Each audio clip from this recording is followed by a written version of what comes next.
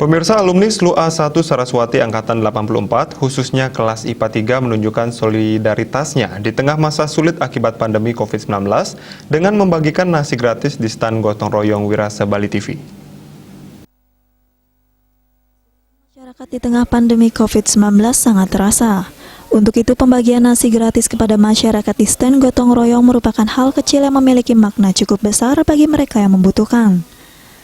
Salah satu alumni SLU A1 Saraswati kelas IPA 3 tahun angkatan 84 yang juga ditunjuk untuk menyediakan nasi gratis, Iwayan Sastra mengungkapkan rasa terima kasihnya kepada alumni SLU A1 Saraswati angkatan 84 atas niat baik yang luar biasa.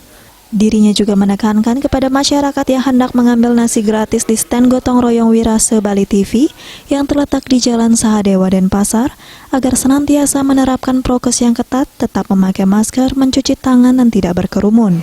Nasi bungkus yang tadi dibagikan atas nama alumni SLU A1 Saraswati 3 IPA 3 angkatan 84. Ya, kita kumpulkan dana untuk memberikan nasi bungkus, sumbangan nasi bungkus setiap harinya. Bersama alumni SLU A1 Saraswati, saya ucapkan terima kasih. Ini dari alumni merasa tergugah aja, tergugah untuk membantu teman-teman yang memerlukan. Kita ada 100-an lebih, tapi ini khusus untuk kelas 3 IPA 3 itu berjumlah 30-an.